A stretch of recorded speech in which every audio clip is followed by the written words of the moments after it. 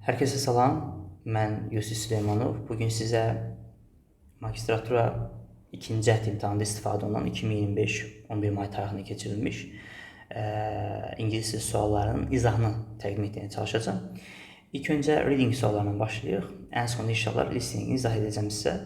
Ümumiyyətlə, mətn magistratura imtahanında çox əhəmiyyətli bir yer tutur. Niyə görə? Çünki 10 balınızı siz mətn üzərindən götürürsünüz. Əlbəttə, mətni işləməyin fərqli yolları var. Bəzi tələbələr mətni tam oxuyurlar, sonra suallara baxırlar, bəziləri suallara baxır, sonra mətni oxuyurlar.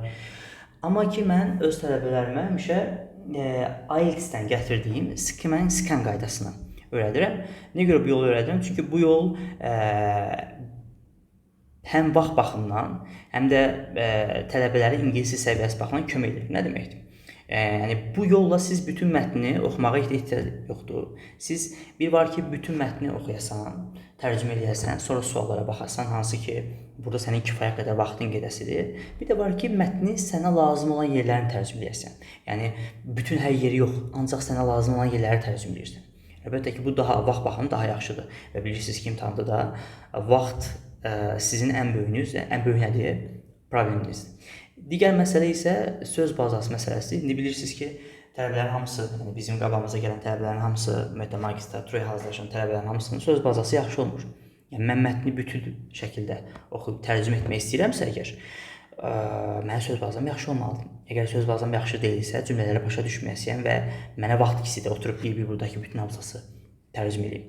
Ona görə də sənə lazım olan yerləri tərcümə etmək daha yaxşıdır və bu yol həmçinin söz bazası az olan tələbələr üçün də çox böyük əhəmiyyət daşıyır. Niyə görə? Çünki tələbələr ancaq onlara lazım olan cümlələri tərcümə edirlər və bunlar həm də vaxt olaraq, belə deyək də, kifayət qədər vaxt qazanılır. İndi gəlin həmin yolun o tətbiq qaydasına. Ümumiyyətlə, siz mətni əlinizdə qabağınıza gələn kimi 2 dəqiqə ərzində mətni skim and scan edirsiniz.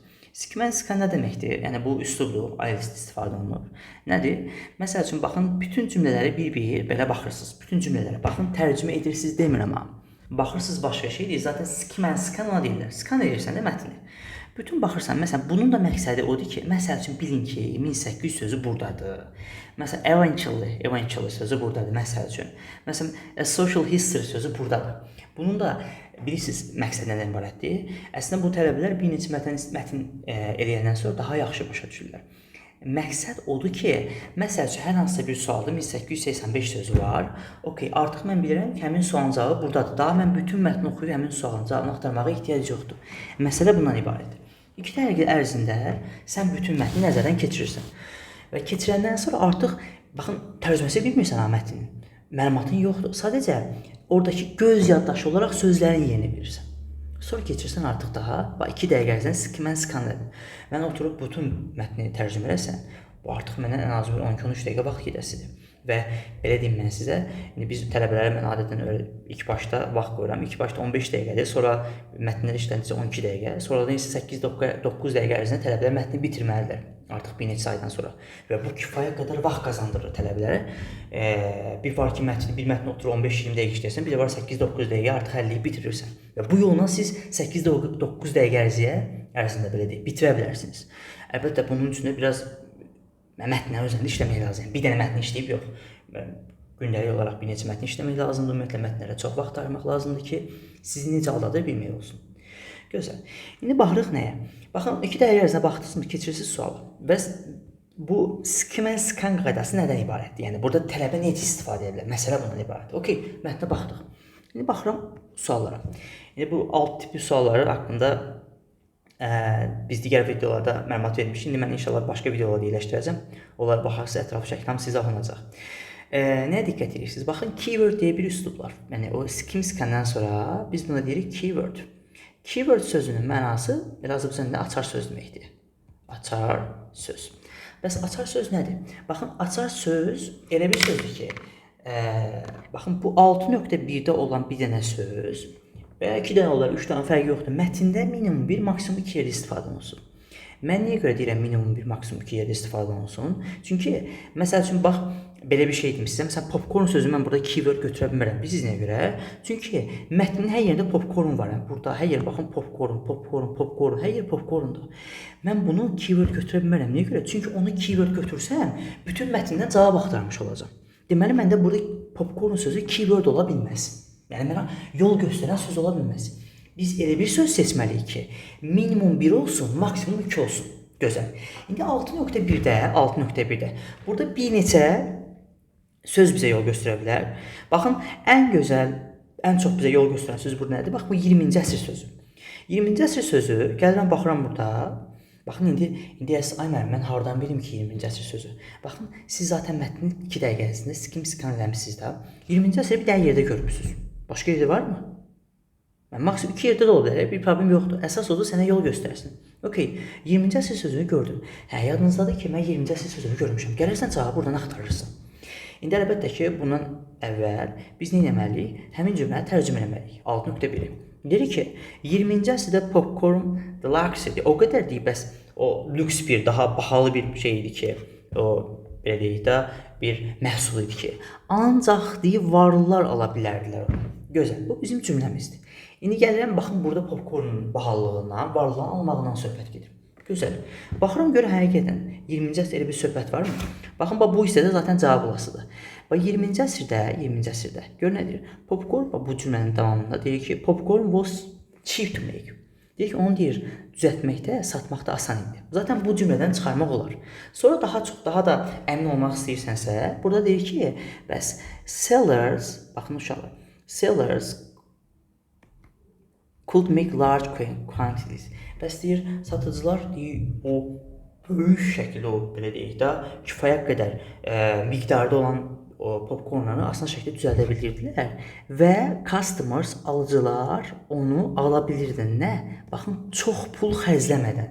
Deməli, çox pul xərcləmədən ala bilirdilərsə, deməli, bu nədir? Ucuz materialdır və yəni məhsuldur. Və bunu ancaq varlı ala bilməz, kasıblar da ala bilir. Zaten burada cheap sözünü sən tuta bilərdin. Baxın, deməli, cavab, bu elə bu cümlənin davamında cavab qeyd olundu. Yəni, mən bütün daha artıq buralara və ya buralara baxmağa ehtiyacım yoxdur. Zaten indi hələ burada bu cümlənin içində olmadan, ondan sonra gələn cümlədə oldu. Elə o qədər testlərdə olur ki, həmin cümlənin içində olur. Yəni, keyword'un yanındaca qeyd olunur. Yəni, bu ən çətin formasıdır, fikirləşin ki. Digər forma bundan asan olur. Digər mətnlərdə görəsiniz izahlayəndə. Yəni, keyword'dan tapa bilərsiniz. Orada deyir ki, varlılar ola bilər. Burada deyir ki, nədir? Kasıblar da ala bilərlər. Deməli, bu nədir? False-dur. Bu qədər sadə. 6.2-yə baxın. 6.2-də, indi baxıram burada uşaqlar, bax. 6.2-də popcorn yenə bizə yol göstərmir. Price sözü bir neçə istifadə edir, amma Great Depression sözü var. O Great Depression sözünü, o böyük depressiya olur. Great Depression. Okay. Deməli, Great Depression sözünü tapdıq. Gözəl. Mətndə bir yerdə istifadə olunub Great Depression sözü buradadır. Deməli, cavablarda bu burada olasa, bu hissədə olacaq. Başqa yerdə çıxa bilməz zaten. Bu cümlə hissəsindədir. Gəlirəm, baxırım suala nə deyir? Deyir ki, o depressiya vaxtında deyir, popcorn qiymətləri nə idi? Yüksək idi. Gözəl. Baxıram bura, gör nə deyir? Deyir ki, affordably, bu cümlədə zaten burada qeyd edilib. Nə idi? Bəs bu affordable nə deməkdir? Əl çatan deməkdir, yəni və ya imkan çatılan deməkdir. Alıcılar da onu çox pul xərcləmədən ala bilirdilər. Və bax gör nə dedi? Bu deyir popcornu depressiya müddətində elə bir vəziyyətə gətirdi ki, hətta deyir insanların az pulu olanda belə popcorn ala bilirdilər. Deməli, bu depressiya vaxtında bax hətta deyir az pul, little money, az pul olsa belə onu almaq istəyirdilər. Deməli, popcorn uşaqlar, yəni qiyməti bahalı olmuyor. Zaten burada da ucuz olduğu yuxarıda qeyd olunur. Bir dənə sualdan 2 dənə cavab çıxardırıq biz. Amma burada nə deyir? Burada deyir bahadır. Deməli nə deyir? False-dur. Mətndə deyir ki, ucuzdur. Burada deyir baha. Deməli nə olur? False. 6.1 olur false, 6.2 olur nə? False. 6.3-ə baxıram. Uşaqlar, bax mətni biz bir dəfə oxumuşuq da. İndi oxumuşuq deyəndə üzərindən keçmişik. Skim eləmişik. İndi burada məsələ nədən ibarətdir? Baxın. Diqqətlə qulaq asın bura. Əslində çətin bir şey yoxdur. Baxın, mən sizə demirəm, bir dəfə bu mətni işləyəndən sonra bütün mətnləri düz yazasınız. Sadəcə bunun da o tətbiqi daha da inkişaf etməyin bir yolu. Mən nəyə görə deyirəm, birinci dəfədə 15 dəqiqə işləyirlər, sonra 12 dəqiqəyə düşür, sonra yavaş-yavaş vaxtlarımı azaldıram, 8-9 dəqiqəyə qədər düşür. Nə görə? Çünki çoxlu mətn işləyirlər. Siz də artıq növbəti mətnlərdə bu qaydaları tətbiq etsəz, yavaş-yavaş artıq biləsiniz. Bu mətni necə işləmək lazımdır. Bax, 6.3-cü mətni mən oxumuşam, bir dəfə bu üzündən keçmişəm də smell söz var burada. Rahat sözdür, nə deməkdir? İyi deməkdir. Odor, smells sözlərin sinonimidir. Bunlar hamısı bir-birinə scent yazılır. Scent, odor, scent yazılır. Hamısı bir-birinə sinonimdir. Deyir ki, bax, baxmayaraq ki, popcornun unpleasant sözünün mənası xoş olmayan deməkdir. Xoş olmayan iyi var idi, ətri var idi. Görək burada elə demir. Smell sözü bizə yol göstərən sözdür, görürsünüzmü? Gör nə yazıb burada? Lovely. Lovely isə xoşa gələn deməkdir. İndi baxın, burada yazıb ki, nə? Unpleasant, yəni o xoşa gəlməyən, amma orada deyir, xoşa gələn demə nədir? False.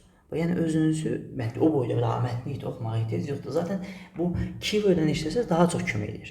İndi belə bir qayda var uşaqlar. Qayda nədir? Bax burada yadda saxlayın. Ya 3 dənəsi true, bir dənəsi false olacaq. Ya 3 dənəsi false, bir dənəsi true olacaq.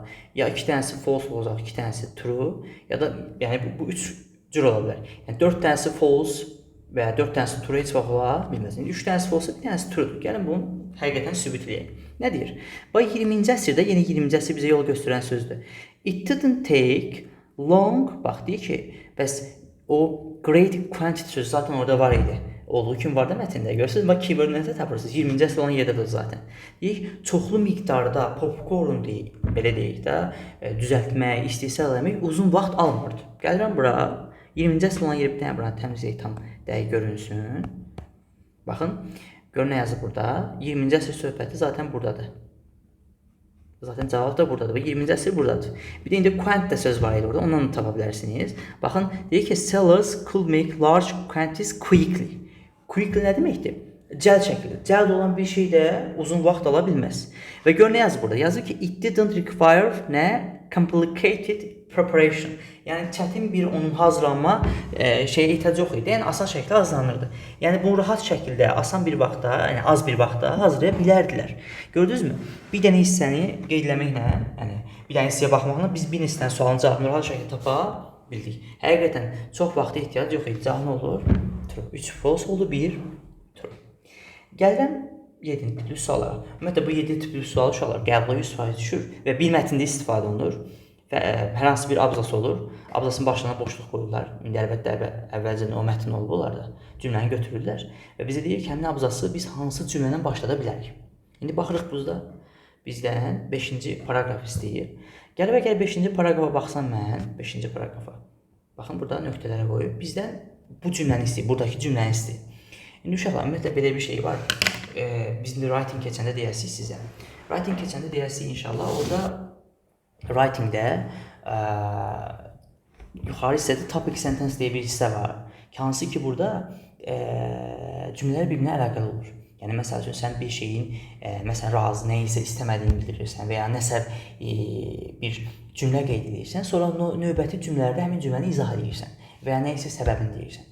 Aydın şəkildə bir də mən, məsəl üçün, bir cümlə qurmuşsə, 2 dənə fərqli cümlədir, baxın. Deyirəm ki, mən imtahandan kəsilmişdim, cümlə bitdi.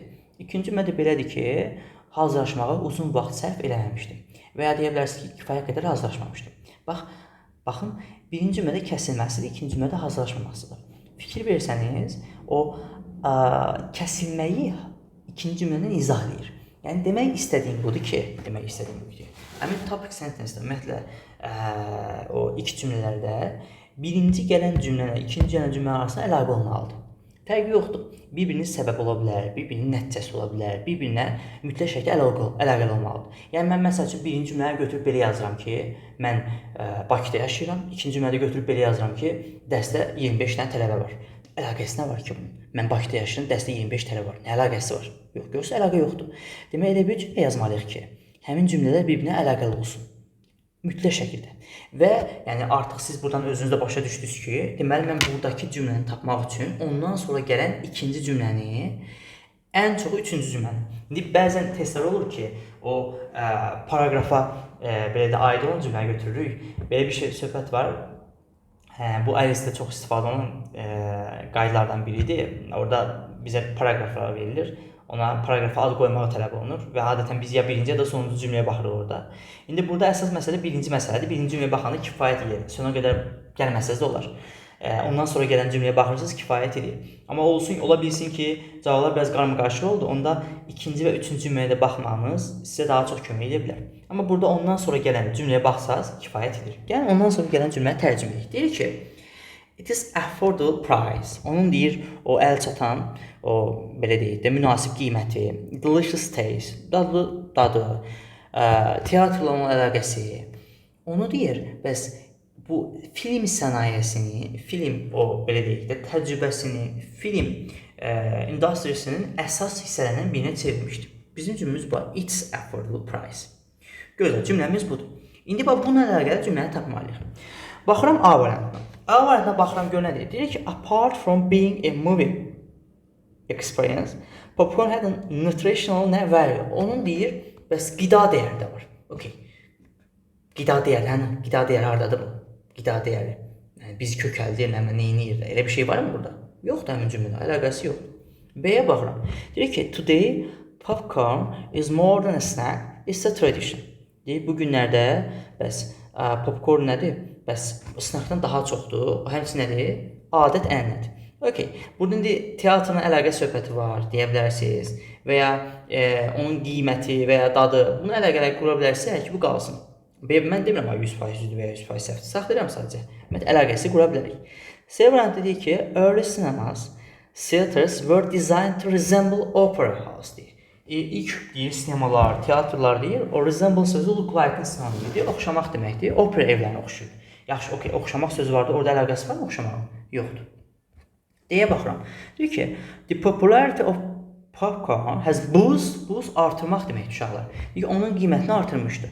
Gözəl. Amma baxıram görəm ki, burada deyir ki, bəs ikinci gələn cümlədə nə deyir? Affordable price. Affordable price sözünün mənası uşaqlar əl çatan deməkdir, mümkün deməkdir, münasib deməkdir.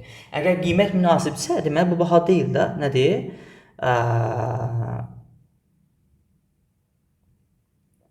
Deməli baha deyil, bu ucuzdur. Yəni qiyməti artmayıb bu, qiyməti aşağıdır. Ona görə bu da nədir? Səhvdir. D variantına deyir, deyir ki, snacks are recognized to be inseparable parts of pastime. Deyir, keçmişin deyir, əsas deyir, bəs hissəsi hesab olunurdu. Baxın, indi görün burada söhbətə diqqətlə baxsaz. Pastime. Baxın, deyir ki,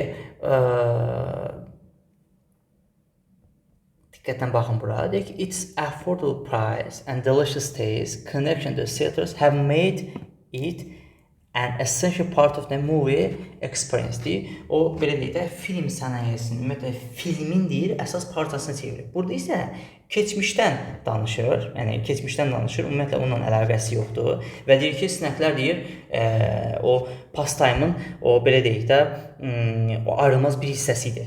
Okay, pastime söhbəti bəlkə burada bunun yerinə biraz movie yazsa və ya teatr falan yazsa, ola bilərdi ki, onlar ayrılmaz hissəsi, cəmaat ora, belə deyək də, teatra falan gedəndə, film izləməyə gedəndə alıb gedirdilər. Okay, bunu deyə bilərsən. Bəlkə olsa ola bilərdi, amma əlaqəsi yoxdur. İndi əslən, bəs B variantı da tam dəqiq deyil axı. İndi razıyam sizdən, sadəcə B variantının, baxın, biz digər variantları tamamilə məntiqi suallar çıxardıq. Zaten bu suallar elə tip suallardır ki, sən sənə ən uyğun olan variantı götürməlisən və mətninə ən uyğun olan variantı götürməlisən. Burada deyir ki, bu günlərdə, bax, popcorn da snackdən daha artıq bir şeydir. O deyir, nədir? Ənənədir. İndi bu nə tənə əlaqələndirik biz? Baxın, uşaqlar, bax, teatrla əlaqəsini yazırıq burada, görürsünüzmü? Teatrın əlaqəsi o deməkdir ki, yəni, insanı, məsələn, biz filmə gedəndə avtomat olaraq popcorn falan yadına düşür. Niyə görə? Çünki bizdən əvvəlkilər bunu eləyiblər. Yəni, bu artıq da bir ənənəyə çevrilir, gözəl. Sonra onun qiyməti, dadı və essential part deyəndə, yəni, belə deyək də, essential part o deməkdir ki, vacib hissəsi. Əgər bir şey vacib hissədirsə, deməli, bunu biz ənənə olaraq sürdürürük. Məsəl üçün, hər filmə gedəndə popcorn alırsansa, deməli, popcorn filmin vacib hissəsidir. Və vacib hissəsi bu artıq ənənədir artıq da. Yəni, bu baxımdan əlaqələndirə bilərsiniz. Cavabımız nə olur? Əlbəttə ki, B variantı rahat şəkildə tapmaq mümkündür.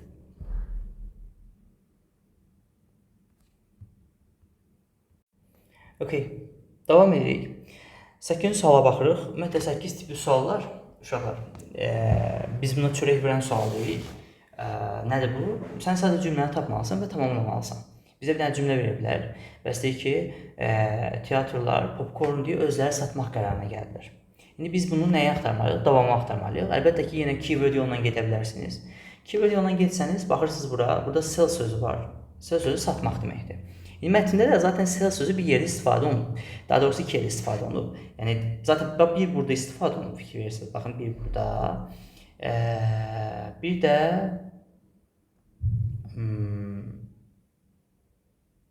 seller sözünü bu belə deyək də tərkib hissəsi olaraq istifadə olunur, fərqi yoxdur. Yəni burada baxın, burada istifadə olunub. Aşağı hissələrdə varmı? Aşağı hissəsə baxın. Bir də sell sözünü burada tapa bilərsiniz. İndi uşaqlar, məsələ nədən ibarətdir? Baxın, orada nə deyir? Deyir ki, onlar deyir, bəs popcornu satmağa başladılar. Yəni özləri satmağa başladılar. İndi sell sözünə gəlirəm bura. Baxıram yox. Easy to sell. Deyir, satmaq asan idi. Okay. Bax, satmaq asan idi. Deməli, cavab burada deyil. Satmaq asan. Sadəcə burada satılmasından söhbət gedir. O cümlə yoxdur, həmin cümlə yoxdur. Gəlirəm bura. Bax, deyir ki, started selling it themselves. Cümləyə yazılır zaten. Həmin cümlənin davamı var bax burada. Baxın, olduğu kimi bax, selling themselves. Görürsünüzmü? Sell themselves. Özləri satmaq qərarına gəldi. Deməli, cavab da buradadır. Həmin cümləni sadəcə oxumaq lazımdır. Gəlin oxuyaq cümləni. Baxın, gör nə deyir? Deyir ki, bax, movie, yəni teatrlar başa düşdülər ki, onlar deyir, nədir, kifayət qədər ciddi şəkildə gəlirlər əldə edə bilərlər və özləri satmağa başladılar. Deməli, bu satmaqların səbəbi nə idi uşaqlar? Çoxlu pul, yəni gəlir əldə etmələri idi. Həqiqətən variantlara baxsaq uşaqlar. Bax, variantda deyir ki, spektator, bu gələn adamlar da orada deyir, marağı itirirlər, əlaqəsi yoxdur. B-də deyir ki, bəs standart bir parçasını sevə, əlaqəsi yoxdur. Bax, popcorn deyir, satıcıları deyir, nə deyir, müqavimət göstərirlər ödəməyə, əlaqəsi yoxdur. D-yə baxır, bax, nə vaxt ki, when they realize that it could bring a great amount of money. Nə gətirə bilər? Çoxlu miqdarda pul gətirə bilər, yəni pul qazana bilər də, cavab nə olur? D variantı. Zaten orada da qeyd edilmişdi ki, nə vaxt ki, kifayət qədər nə alıb, belə deyək də, nə vaxt satmağa başladılar, onlar başa düşdülər ki, mən özüm satsam kifayət qədər pul əldə edirəm. Niyə görə başqası gəlib popcornu satsın burada? Ona görə onlar popcornu özləri satmağa başlayırlar. Cavabımız nə olur? D variantı. Yəni, biraz diqqətli olsanız tapa bilirsiniz, yəni bir problem yoxdur. 9 tipli suala baxırıq. Ümumiyyətlə, dimin mətnlərində istifadə olunan bəzi sözlər var ki, biz bunun adi həyatımızda, yəni gündəlik həyatda çox istifadə edə bilmərik. Məsələn, vendor sözü özü çox istifadə olunan bir söz deyil. Yəni, biz bunun adını yerinə seller deyə bilərik. İndi fərqli sahələrə görə bu dəyişir. Bəs bu sözün biz mənasını necə bilə bilərik uşaqlar? Ümumiyyətlə, çətin söz olsa belə, fərqi yoxdur, necə asan söz olsa belə, cümlələr elə olur ki, dimin mətnlərdə. Siz əslində mətnlərdə də bu sözün mənasını çıxara bilərsiniz. Düzdür, bir neçə mətn ola bilər ki, orada tam olaraq aydın şəkildə ifadə olunmasın. Amma sən mətnin, cümlənin o daxilindəki tərcümədən bu sözün mənasını çıxarmaq olar. Gəlin gedək vendor sözü olan yerə baxalım, görək burada sözün mənası. Məsələn, mən bilmirəm də sözün mənası. Vendor sözünü bilmirəm. Getmişəm bir tane qabağıma çıx, deyir o definition tap. Bilmirəm. Bu arada definition testi uşaqlar. Definition testləri çox istifadə olunur və hər mətnə bir dənə düşür sözlərin. Ümumiyyətlə, sözləri belə deyək də, öyrənmək üçün mütləq şəkildə onun qabağına sinirlə yazılır. Çünki definition'ı, hər hansı bir sözün açılışını, definition yazanda həmin sözün sinonimlə istifadə edilir. Yadınıza saxlayın bunu. Yəni, bayaqlam, orada məsələn, buy sözü var, buy sözü. Məsələn, affordable sözü. Əl çatan demək, münasib deməkdir. Bu münasib sözü üçün də, indi məsələn, bunun definitionu belə verə bilər ki, you can easily buy it. Sən onu asanlıqla ala bilərsən, məsəl üçün. Bax, görürsən, buy, afford sözündən bir-birinə sinonimdir. Yəni, sinonim bilmək, ümumiyyətlə, sadəcə readingdə yox, isə listeningdə, writingdə və digər söz bazalı suallarda həddindən artıq kömək edir. İnşallah onu növbəti videolarda sinonimlərin əhəmiyyətini bir daha mən sizə vurğulayacağım. Deməli, nəyə diqqət edir uşaqlar? İndi burada gəlirəm cümləyə, mətnə baxıram. Vendor sözünə görə nədir istifadə edirlər? Baxın, deyir ki, popcorn vendors standing outside, onlar nədir? Bayırda dururlar və deyir, onlar nə edirlər? Müstəqil şəkildə işləyirlər. İndi popcorn vendors, bax, fikirləşin ki, bu sinemanın Bayırında durublar, çöldə durublar da. İndi sinemanın bayırında bu popcorn kimləri dura bilər? Əlbəttə popcorn satanları dururlar. Kim gəlirsə, bilet alıbsa və ya bilet almağa gəlirsə, fərqi yoxdur, baxmağa gəlirsə, popcornu satırlar. Cəmaət popcornu alır, sonra girir filminə baxmağa. Deməli, vendor sözünün burada mənası satıcı kimi tərcümə olunub. Deməli, baxıram burada, bax, skill deyir, bacarıqlı deyir, sənətkar əlaqəsi yoxdur. Works, part-time işləyir, əlaqəsi yoxdur. Pay, ödəyir, əlaqəsi yoxdur.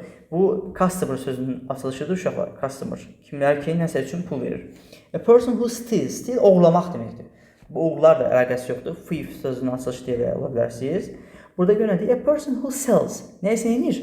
Satır. Bax, gördünüzmü? Satmaq bir dənə sell sözünə, onu nə edirsiniz? Açılışından tapa biləcəyimiz nə olur? Yer, variant. Yəni, küçələrdə o satan bütün o arabadan falan gəzirlər. Məsələn, meyvə falan ola bilər, üzərində başqa şeylər ola bilər. Hamısı vendor deyirlər. Keçin nəyə? 10-cu sual. Baxın uşaqlar, indi fikir verirsiniz var ya, biz mətni heç də hər yerini tərcümə eləmədik.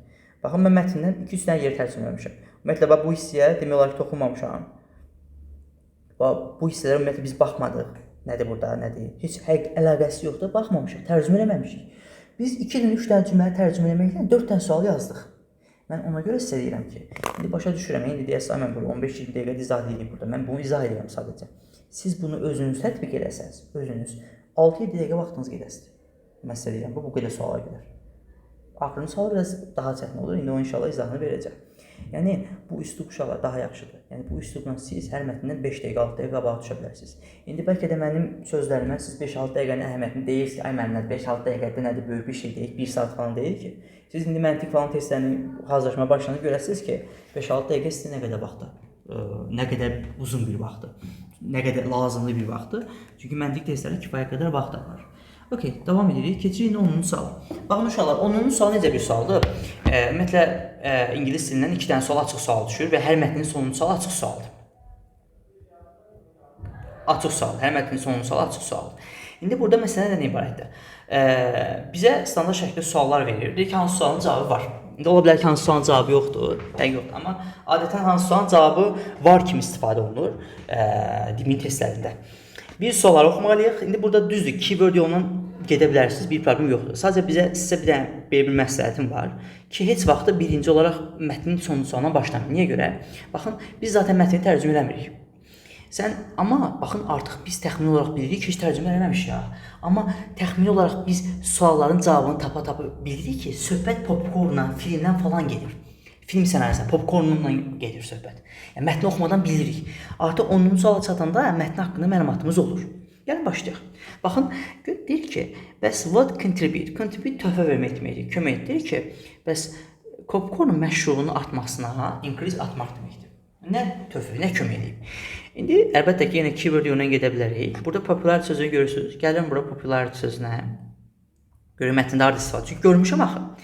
İndi gəlirəm bura, gözəl, baxın, popular sözü buradadır. Bu suar sözünün mənası uşaqlar, bax, bu sözdən onu götürə bilərsiniz bunu, artmaq deməkdir, həddən artıq çox yüksəlmək, IELTS-də falan çox istifadə olunur, çox artdı. Nə vaxt artdı? Bax, after invention of steam powered, buxar gücü ilə işləyən nə? Popcorn düzəldən, yəni buxar maşını olur, buxarla işləyən popcorn düzəldən kəşf ediblər 1885-də. Ondan sonra nə olub? Bunun məşruğu artıb. İndi sual verir. Nə məşruğu artırdı? Buxarla işləyən nə? Popcorn düzəldən. Demək, bu sualın cavabı nədir? Qeyd olunub. Bir nədir? Düzgündür. Baxın, bir dənə sözdən tapdıq. Baxın, indi burada sinonimin siz əhəmiyyəti başa düşəsiniz. İngilis sözdən bu söz təxmin olur sinonimdir. İngiliscə nisbi sinonim deyə bir şey var Azərbaycan dilində kimi. Ümumiyyətlə, baxın uşaqlar. Bunu nə vaxt siz tam olaraq bilərsiniz? Bəzən elə bir cümlələr vaxtdır ki, cümləni olduğu kimi tapa bilməksiniz, amma onun sinonimlərini qeyd edəsiniz. Məsələn, 2025-ci ilin birinci imtahanda listing ancaq sinonimlərdən ibarətdir. Yəni, sinonim bilmək var, sizi həddindən artıq qabağa aparır. Ona görə sözlər əzbərləyəndə oturun sinonimlə bir yerdə əzbərin. İndi mən, məsələn, dəstə sinonim sözləri bir soruşuram. Orada soruşanda, məsəl üçün, important sözü deyirəm. Important sözünün 42-43 dənə sinonim var. Biz bunu 12-13 dənəsini bilsək bəs edir. Essential, basic, artıq sən bir dənə sinonim öyrənəndə artıq 12 dənə söz öyrənirsən. Məsələn, burada yazıb important, aşağıda yazacaq məsəl üçün crucial. Artıq biləsən ki, important, crucial bir-birinə sinonim deməli cavab burada ola bilər. Bax görsənmi? Fərqli yollar var. Yavaşca işlə öyrənsən bunları inşallah. Gözəl. İkinci suala keçirik. What made popcorn? Deyir ki, bəs bu film sənayesinin əsas hissəsini nə çevirdi? Zaten biz bu cümləni görmüşük uşaqlar. Bayaq sualın birini bundan istifadə etmişik də. Burada gör nə deyirdi? Deyir ki, baxın, deyir ki, buranı biraz təmizləyin, biraz daha yaxşı görünsün. Baxın, bu cümlə olduğu kimi yazıblar burada. Deyir ki, made, görün, made an essential part of nə? Movie experience. Deyir ki, film sənəti və ya film o təcrübə, filmin deyir, əsas nəyinə çevirdi? Hissəsinə. Görə nə çevirib? Bax, onun nəyi? Qiyməti, onun dadı və onun teatrının əlaqəsi. Nə çevirdi? Əlaqəsi, qiyməti, bir də nəyi? Dadı. Sualın demə nədir? Cavab var. Bu qədər sadə. Çətin bir şey yoxdur. İndi uşaqlar, belə bir söhbət var. Bax, burada. Bax, görürsünüz, integral söz nə deməkdir? Əsas. Görün, burada nədən istifadə edib? Burada integral istifadə edilmiş, yoxsa nə demişdi orada?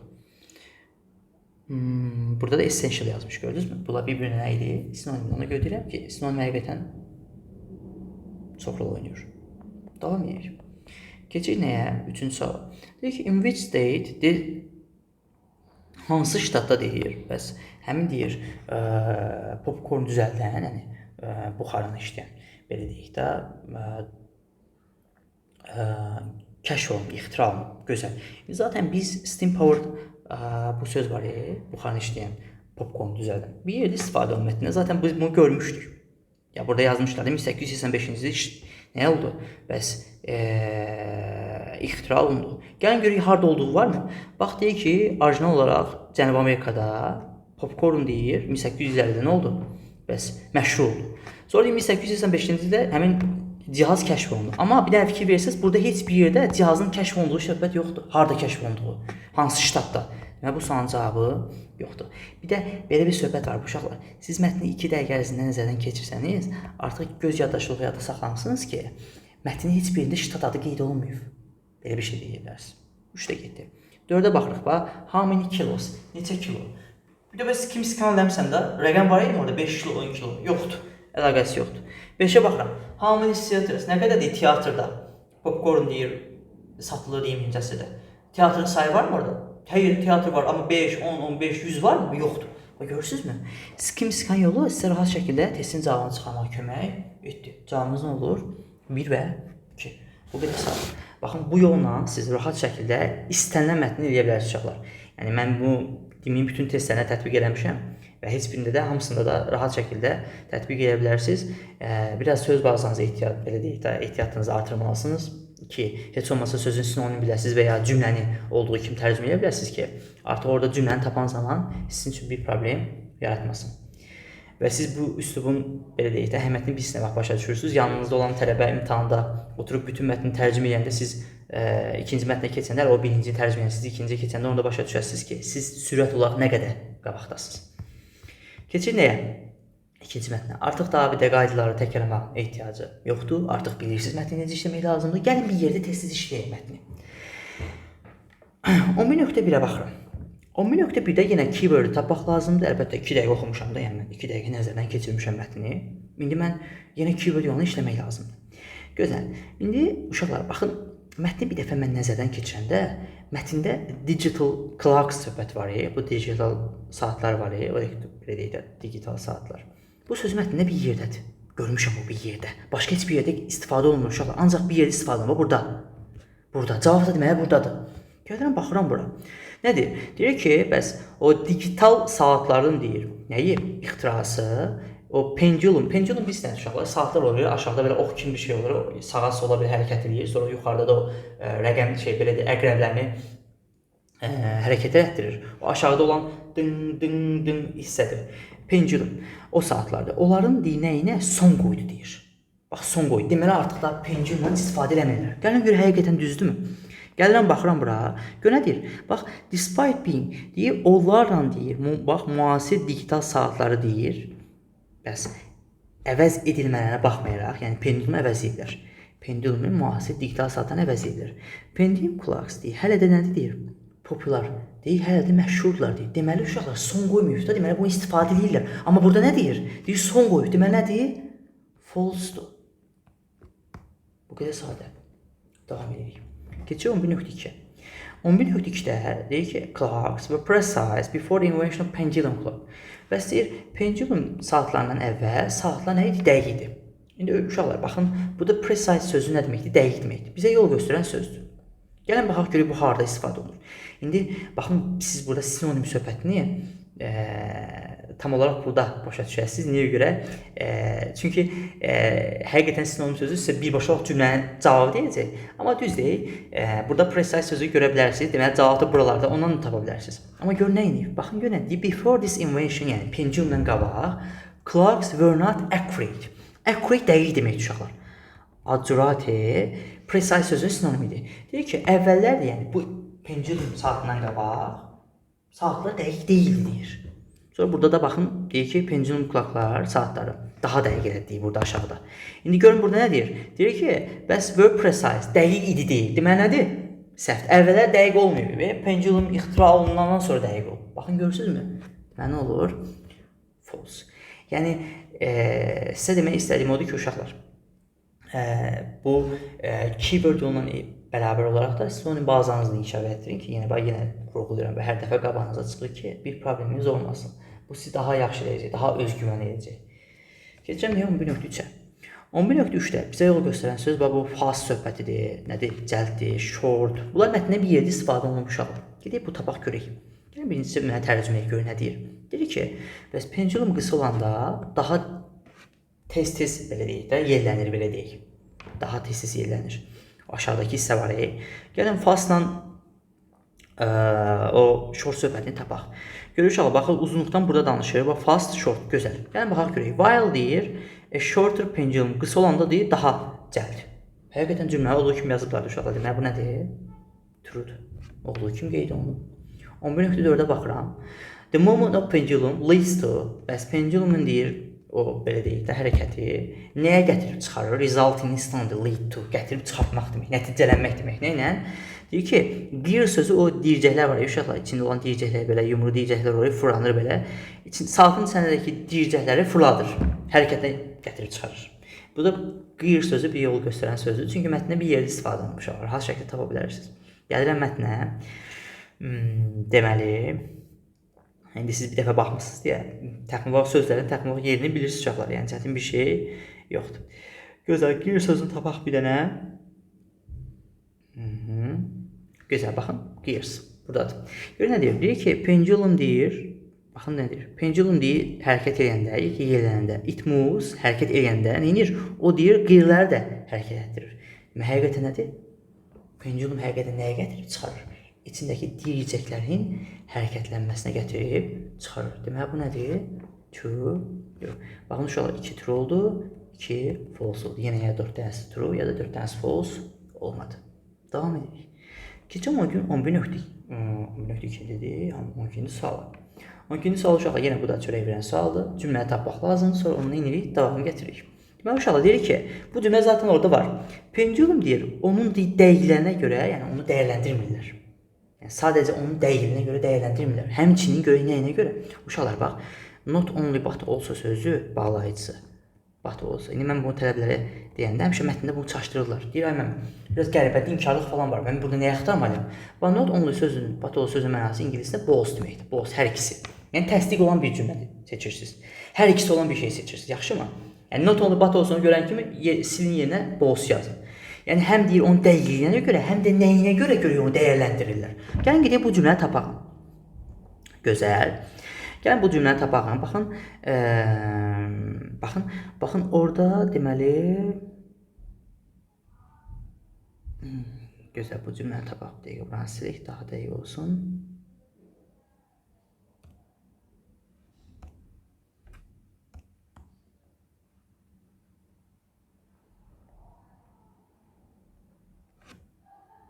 Gözəl.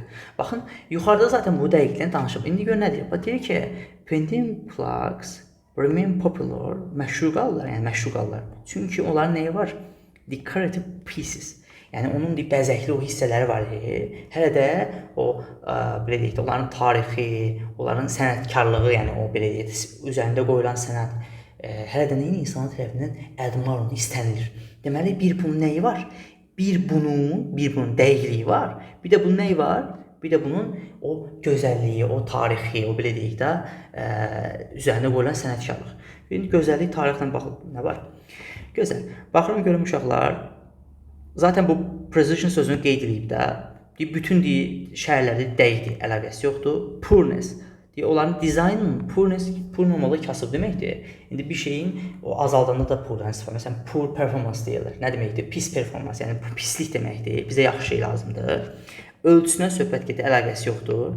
Baxın görün yazıb ki, their attractive design. Onların nəyi? Dizaynı. Zaten dizayn sözü burada olduğu kimi qeyd olunmuşdu. Deməli cavab nədir?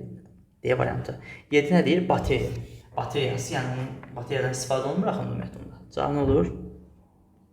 D variantı. Keçən 13-ə.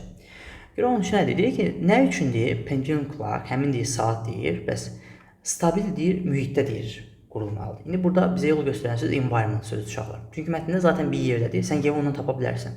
Baxıram bura, gözəl uşaqlar. Baxın, stable environment sözü görürsünüz burada, olduğu kimi var. Deməli cavab da buradadır. Deyir ki, if the clock is moved, əgər də hərəkət etsə, it is moving surface. Deyir ki, və ya o hərəkət edən bir harası bir yerdə olsa, dənizdə və ya gəmidə falan da, onun deyir o aşağıda olan belə deyək də, ümumiyyətlə rəqəmləri var, o üzərində qolları.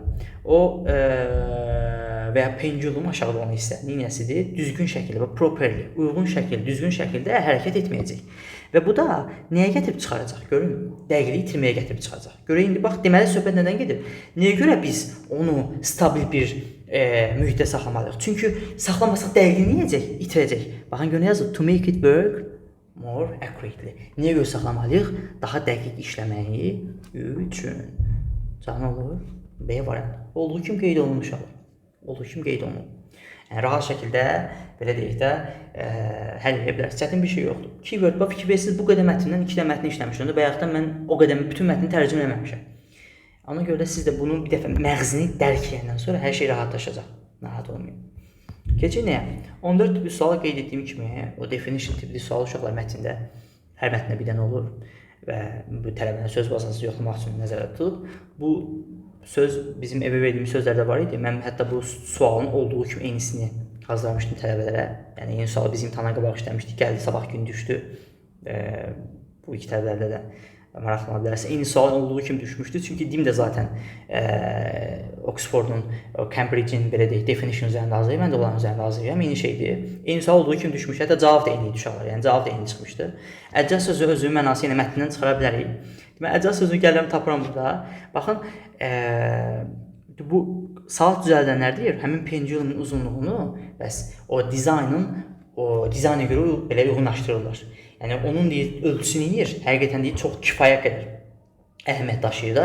Əcəz sözünün mənası, organize söz deyə bilərsən burada. Əcəz sözü özü mənası uşaqlar uyğunlaşdırmaq deməkdir və ya tənzimləmək deyə bilərsiniz siz. Əcəz nəyəsə tənzimləyirsən, uyğunlaşdırırsan. Və ya organize sözünə deyə bilərsiniz, nəyə təşkil etmək mənası da var. Okay. İndi bax, bunun mənası tənzimləmək deməkdir. Bax, to change something slight, nəyəsə cüzi şəkildə dəyişirsən, to make it more suitable, nəyəsə uyğunlaşdırmaq üçün can olur. B variant. To get rid of, aradan qaldırmaq deməkdir.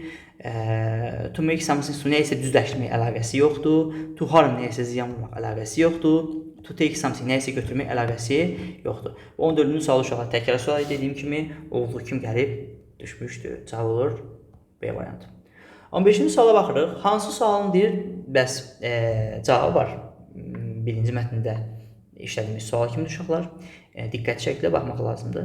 Uşaqlar, baxın, bu tip suallar ümumiyyətlə bu hissədə olan artıq biraz çətindir, daha çətin formasıdır. Nə deyir? Deyir ki, bəs pendulum clock bu saatı deyir, saata, ümumiyyətlə, vaxta hansı yeniliyi gətirdi, hansı inkişaf gətirdi? Biz bunu zaten bir dəfə oxumuşuq bu cümləni uşaqlar burada. Baxın, deyir ki, bəs inventiondan sonra daha dəqiq oldu deyir. Deməli, hansı yeniliyi gətirib? Daha dəqiq eləyir də, əvvəl saatda dəqiq deyildi. İndi nə olub? Daha dəqiq olub. Deməli, bu nədir? Düzdür. 2-yə baxıram. Əgər deyir, moving surface, yəni hərəkət edən deyir, o bir yerdə saatı biz qoysaq, nə baş verir? Bayaqlarımız zaten sizdən tapmışdıq mətn, nə deyirdi? Deyir ki, gəmidə falan şeyləsəz, dəqiqliyini itirir, əsdi bu. Deməli, nə baş verəsdi? dəqiqliyini bitirəcək. Deməli, bu sualın cavabı var. Bax, görürsünüzmü? Artıq daha heç mətni oxumadan biz sualın cavabını çıxarırıq buradan. Olduğu kimi çıxarırıq. Yəni, çətin bir şey yoxdur. Keçən nəyə? 3-ə baxıram. Deyir, pendulum qulaqlar deyir, 17-ci, 19-cu əsrdə harada deyir, əsasən istifadə olunur. İnşallah belə bir söhbət var. Bu 17-ci, 19-cu əsr bizə yolu göstərən sözdür. Gəlin girib görək. Həqiqətən orada qeyd olunur mu harada sözü? 17-ci, 19-cu əsrdə deyir, onlar deyir evlərdə, kilsələrdə, ictimai binalarda ən çox tapılırdı. Yəni ən çox onlarda qoyurdular. İndi sualı harda qoyurdular? Deyirsən bax bunlarda. Deməli sualın cavabı var. Bir problem yoxdur. Cavab olur 1, 2 və 3. Ümumiyyətlə bu yadda saxlayın inşallah. Burada minimum 2, maksimum 3 cavab çıxa bilər. Heç vaxt 4 dənə və ya 1 dənə və ya 5 dənə cavab çıxa bilməz. 4-ə baxıram. Deyir ki, pendulumun deyir, ideal deyir, enliliyi nədir? Məsələn 5 sm-dir, 10 sm-dir. Orada santimetr var idi, ölçü var idi mi orada? Yoxdur. 5-ə baxıram. Deyir ki, nə üçün deyir, əvəz elədi uşaqlar pendulumu digital. Orada deyir ki, əvəz eləyib deyir müasir saatı. Amma səbəbi qeydləmir. Çünki səbəbi nə? Uşaqlar məsələn deyə bilmir ki, səbəbi dəqiqliyi. Çünki 2 saatın ikisi dəqiqdir də. Orada sadəcə cümlədə deyir ki, bunu da oxumuşuq bax biz burada. Nə deyir? Deyir ki, müasir saatlardan əvəz olundu. Bəs səbəbi hanı bəs? Yoxdur axı səbəbi. Demir ki, daha məsəl üçün müasir dövrün tələbləri daha uyğundular. Elə bir şey var mı burada? Səbəb yoxdur. Ona görə bu sualın cavabı yoxdur. Cavab nə olur? 1, 2 və 3. Bu qədər sadə.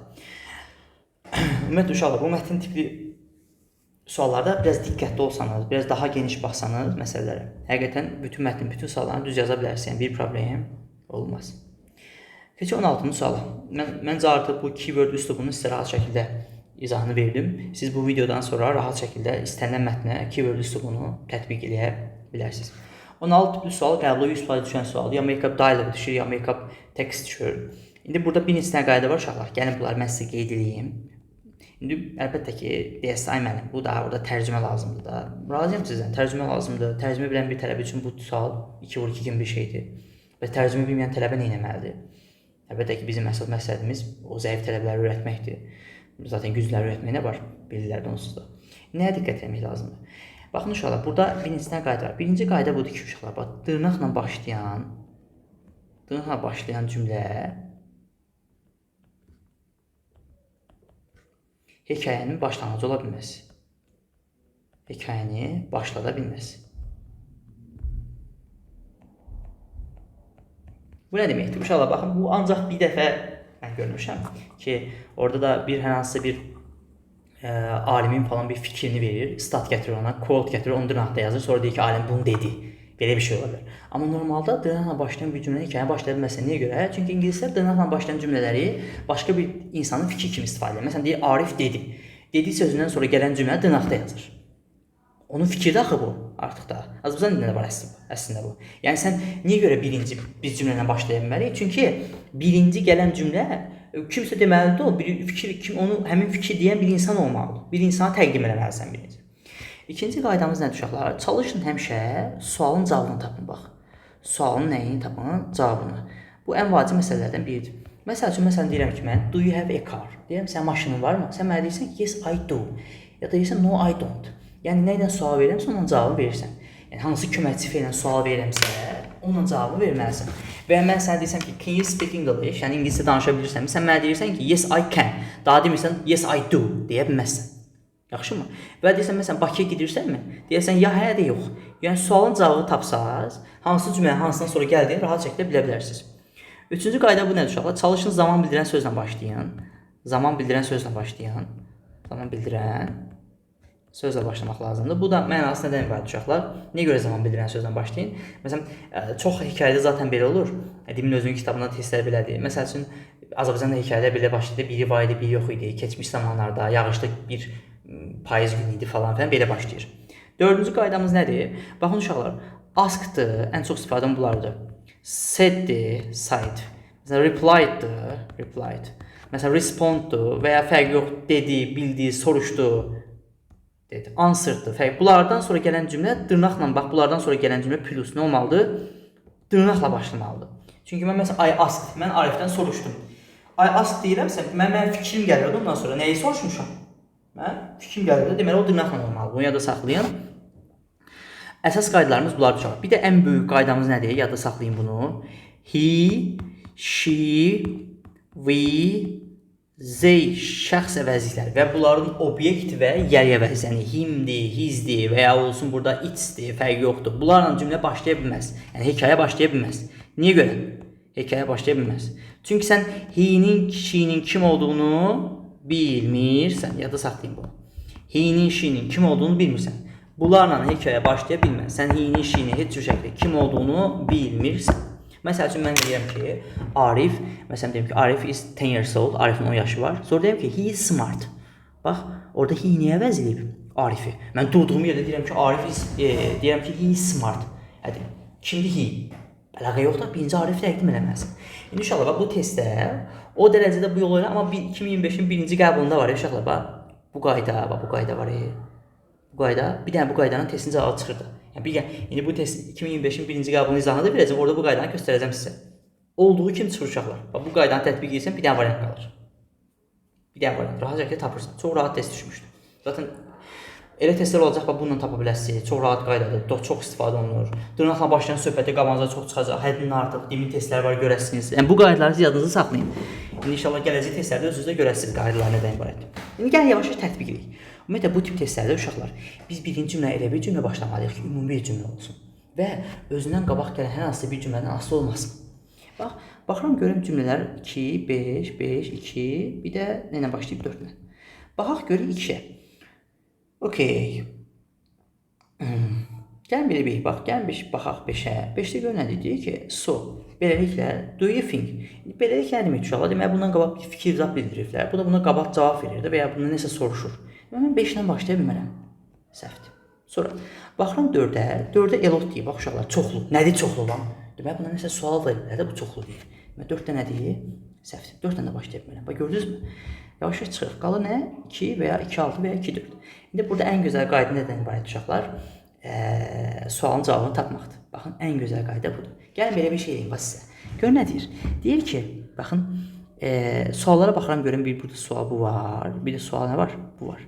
Baxın gör nə deyir? Diqqətlə baxsaz. Do you think deyir. Sən deyir fikirləşirsənmi ki deyir? Ya biz deyir reklam tərəfindən manipulyasiya olunuruq. İndi bax fikirləşirsənmi deyir də bu. Sən deyirsən ya hə deyəsən ya da yox deyəsən. Demək bunun cavabı ya yes olacaq ya da no olacaq. Baxaq gör hansında var? 1. Deməli 5-dən sonra gələcək 1. Sağ nə olur? 5-dən sonra bir gələn D variant. Bu qədər sadə. Və ya başqa cür istifadə edərsiniz. How much deyir. Nə qədər deyir? Do you think deyir. Nə qədər? How much nə qədər deməkdir? Onda cavab elot olmalıdır. 2-dən sonra gəlir yenə. 4. How much nə qədər? O deyil çox. Bax görürsünüz, sualın cavabını tapmaq tapdıq. Bu qayda burada nə deyir? Özünün büruzə verir. Başqa tezlər ola bilər ki, başqa qaydalar da üzə çıxsın. Amma bu əsas bu 5 qaydanı biləndən sonra tərcümə bilməyən bir tələbə də bu sualları rahat şəkildə həll edə bilər. Keçəm 17-ci sual. İndi proposition ümumiyyətlə uşaqlar tələbələrin ən ağır tələbələr üçün ümumiyyətlə mənə görə tələbələrə ən ağır dərs proposition. Niyə görə? Çünki burada daha çox əzbərdir. Hətta zamanlar dünyanın əslində dərslərinə bilir. İndi inşallah zamanları mən izahını verəcəm. Mən izahları da paylaşacağam. Görəsiniz, zamandan asan dərs yoxdur. Tələbələr üçün ən çətin dərs yadda saxlayın proposition'da. Niyə görə? Çünki proposition'da əzbər çoxdur və bizim bilmədiyimiz çox şey var. Və burada dünya görüş də tələb olunur. Çox kitab oxuyan tələbə əlbəttə ki, heç əzbərləmədən də sualın cavabını tapa bilər. Amma bəzi qaydalar var məsəl üçün. Məsələn, arrive sözündə 2 dənə qayda var. Arrive in ola bilər, arrive at ola bilər. Bu söhbət məkan bildirən sözdən gedirsə, arrive'dən sonra məkan bildirən söz gəlirsə, in ola bilər, at ola bilər. Böyük yerlərdə in istifadə olunur, şəhərlərdir, ölkələrdir. Bunlarda in istifadə olunur. Balaca yerlərdə at istifadə olunur. Məsəl üçün, hansı bir stansiyadır və ya parkdır falan, bunlardan nə istifadə olunur? At istifadə olunur. İndi uşaqlar, baxın, indi bu London həm şəhərdən də böyük olduğu üçün bura in yazıram. İndi biz bilirik ki, D olan sözlərin qabağından istifadə olunur, ondan istifadə olunur. D-yi görən ki, onu yapışdırırsan. İndi söhbətə baxırıq. Burada bizim biraz görülmədiyimiz bir şey var. Saatın qabağında biz bilirik ki, zaten ət olmalı həmişə. Əti burada yazıram mən. Yazdım. İndi ingiliscə belə bir şey var. Bax, bu 7-yə normalda burada 10 minutes olmasa at 7 o'clock deyə bilərdik. Amma burada nə edir? 7-yə 10 dəqiqə qalmış. İndi bax, AR sözüdür ingiliscində nə deyib? to istifadə, 7-yə, a deyirsən. Onu deməli burada nə istifadə edirsən? To istifadə edirsən. Deməli on, at, to, in hansı variantdadır? On, at, to, in, C variantı bizim nədir? Düzgün cavabımızdır. Keçəm 18-ə. 18-ci tipli sual uşaqlar Dimin öz kitabında bu tipli testlər var. Olduğu kimi bir iki dənə variant dəyişiblər. Methodological testlərində yada saxlayın. Bizim mentalitetlə sualların mentalitetində biraz fərqlər ola bildiyi üçün qaydalar belə olur. Ya 4 dənəsi cavabı müsbət olur, bir dənəsi mənfi, ya 4 dənəsi mənfi, bir dənəsinə müsbət. Yəni, məsəl üçün elə bir fikir ola bilər ki, onlar da düzgündür, amma bizdə səhvdir. Ona görə 4-ü mənfi qoyur, 1-i müsbət qoyur ki, cavab müsbət olan tez götürsünlər və ya 4-ü müsbət, 1-i mənfi qoyur ki, cavab olsun, düzgün çıxsın. Yəni, demək istəyirəm ki, uşaqlar, mən burada yuxarıda verilən cavablar var. Dəqiq gözləyin. Məsəl üçün, mən belə bir şey deyirəm. Buradakı cümlələrin üstünə xətt çəkirəm. Bilmirəm burada nə yazılıb, oxumuram. Mən cavabların cavabı tapa bilərəm, hansı cavab olduğunu. Baxıram A variantına. Deyir, o həqiqəti deyir, deyir. Bu müsbət bir şeydir, həqiqətdə deyir, müsbət bir şeydir. Baxın, uşaq, inkar demirəm, amma müsbət bir şey. Deyir, o deyir, çətin vəziyyətlərdə deyir, bəs cəsarət göstərir. Bu da müsbətdir. Deməli, nə olacaq bizə? Mənfi lazımdır da. Bax, appreciate support deyir. O dəstəyi qiymətləndirir, müsbətdir. Support people nədir? İnsanın dəstəyi müsbətdir. Betray, dostlarına xəyanətliyi nədir? Mənfidir. Bax, gördünüzmü, cavab nə olur elə? Variantı. Bax, 4 müsbət, 1 mənfi. Mənfi olanı götürürsən, 4 mənfi, 1 müsbət, müsbət olan, yəni az olanı götürürsən. Hansı azsa onu edirsən, götürürsən. Cavab nə olur?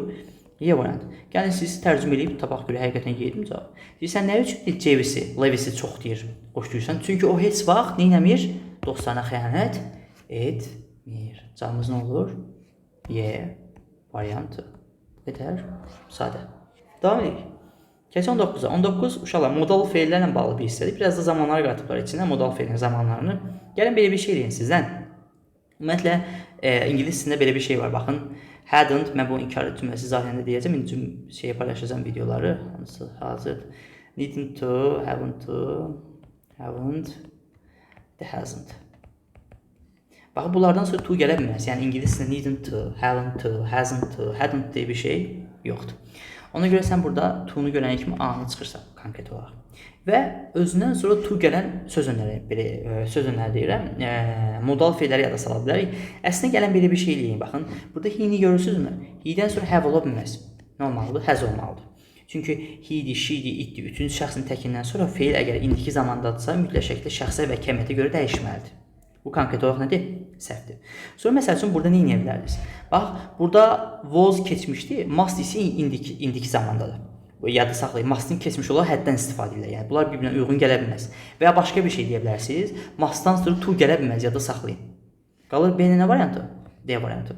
İndi baxıram bura, baxırıq testlərə.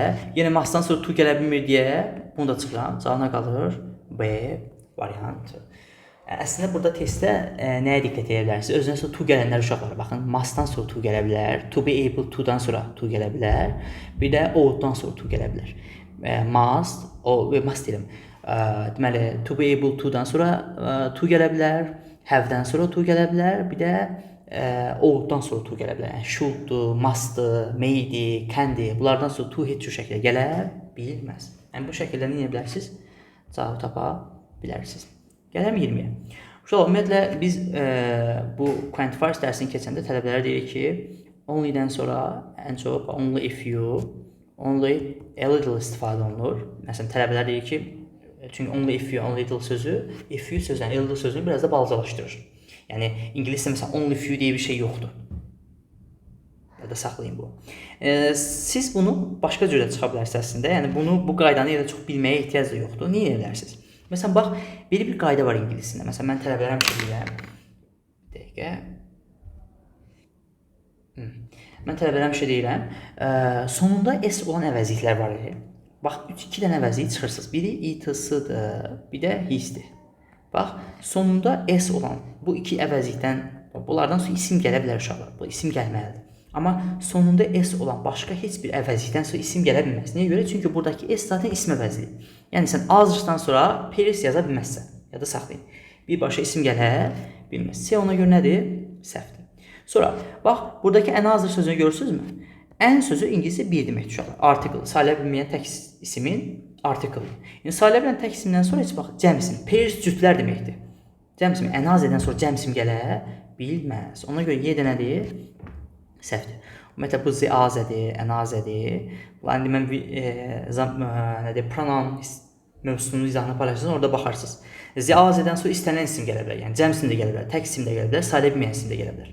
Ən azədən sonra ancaq sayıla bilən tək isim gələ bilər, yadda saxlayın. Çünki ən sayıla bilən tək isimli artikeldir.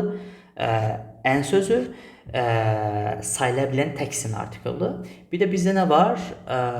Bir də azə özü var. Azədən sonra yadda saxlayın, ya cəm isim gələ bilər, ya da sayıla bilməyən isim gələ bilər. Yəni tək isim gələ, sayıla bilən tək isim gələ bilməz. Yəni ən azədən sonra yadda saxlayın, sayıla bilən tək isim gəlməlidir. Cəm isim gələ bilməz, sayıla bilməyən isim gələ bilməz. Qalır nə variantı? B ilə D variantı və biz bilirik ki, cəm ismin qabağında heç cür şəkildə sən artikel yaza bilməzsən, cavab nə qalır? D variantı. Yəni sən heç o qaydanı bilmədən belə nə edə bilərsən? Bu testə yanaşa bilərsən.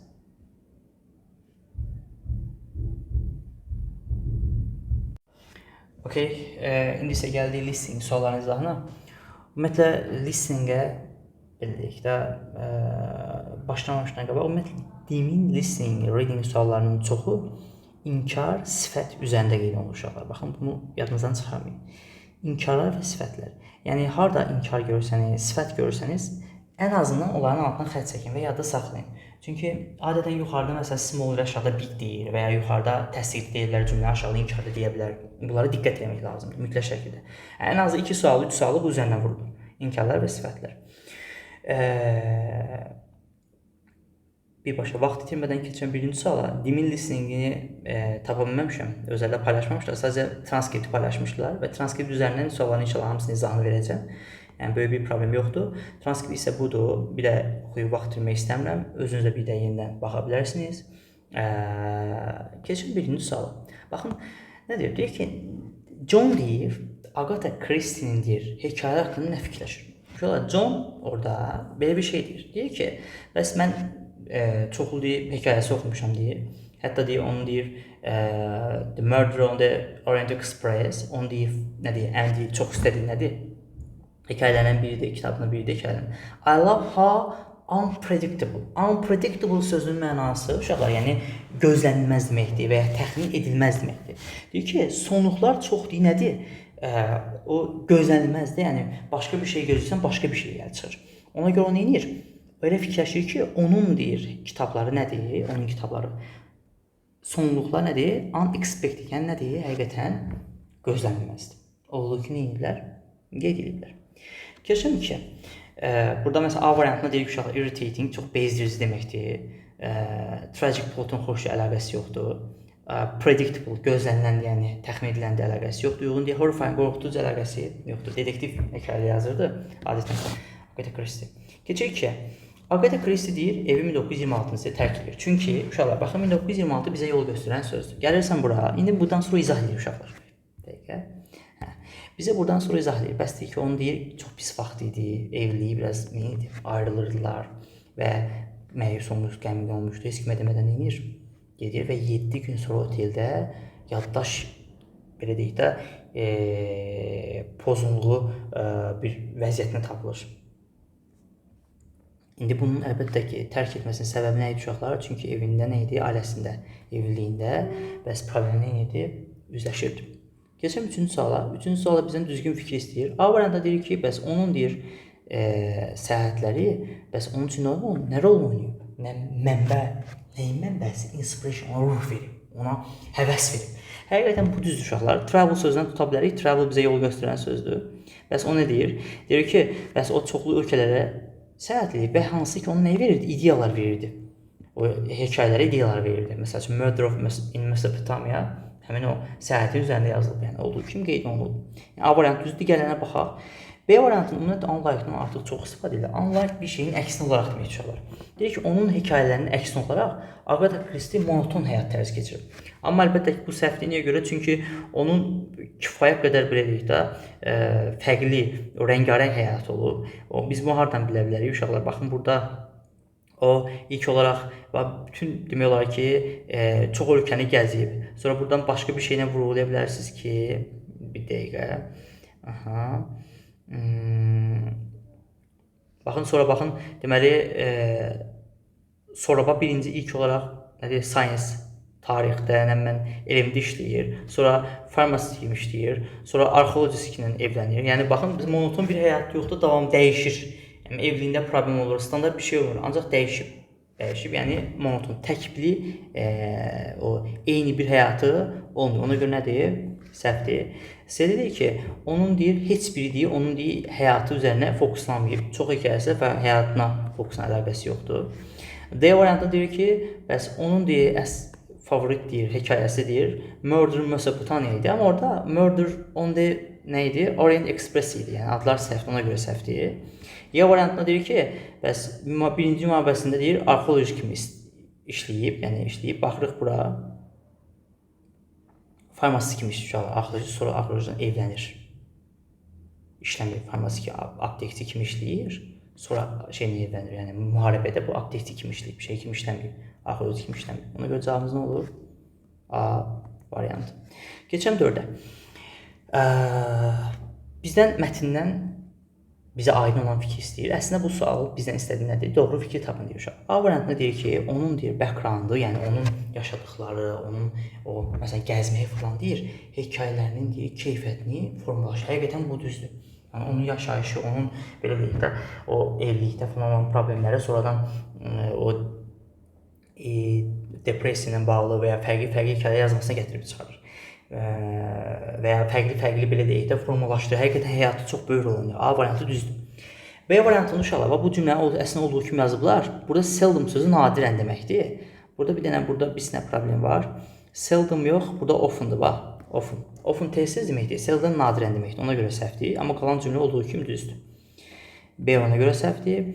C variantında were farmers deyir. Nə idilər? Aptekçi idilər, həmin xarakterlər. Amma baxaq biz bura həmin xarakterlər kim idilər? Detektiv idilər. Yəni aptekçi demədilər, dərman satan deyildilər.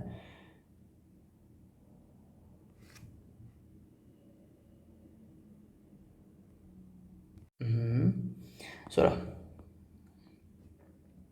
növbəti suala baxırıq. Növbəti hissəyə.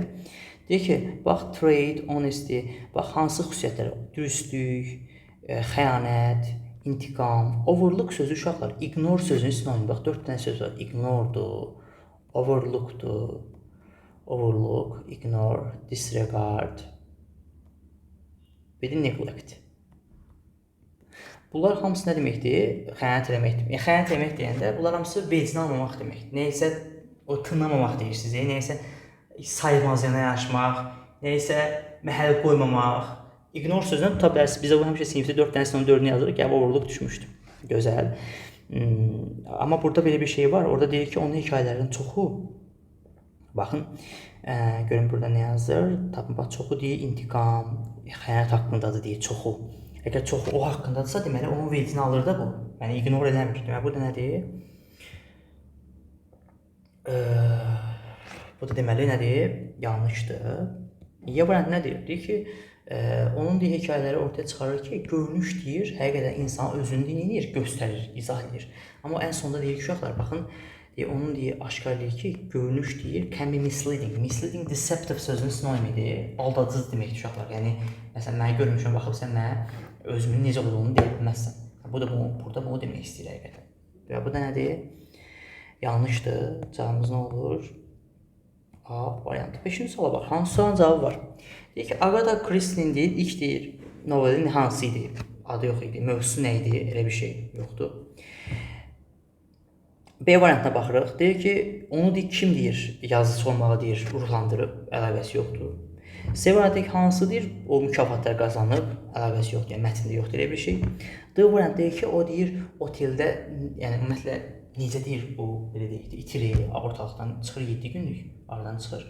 O necə tapılır, hansı vəziyyətdə tapılır? Biz yuxarıda oxumuşduq, orada yaddaş çatışmazlığı, yaddaş belə itkinliyi, pozğunluğu halında tapılır da, yaddaş itir. Yəni, bu sualın cavabı var. Station sözü, condition, station sözünün sinonimidir. Circumstance, station sözünün sinonimidir. State deyə bilərsən buna, state. Hansı vəziyyət, hansı halda tapılır, state.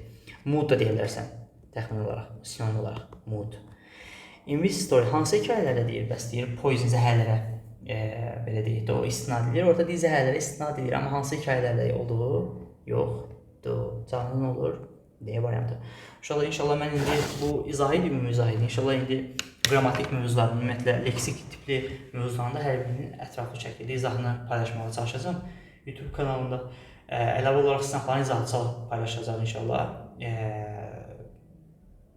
Çalışın Telegram qrupumuza qoşulun, bizim belə deyək də, kursun Telegram qrupuna. İnşallah orada hər şey paylaşacağam.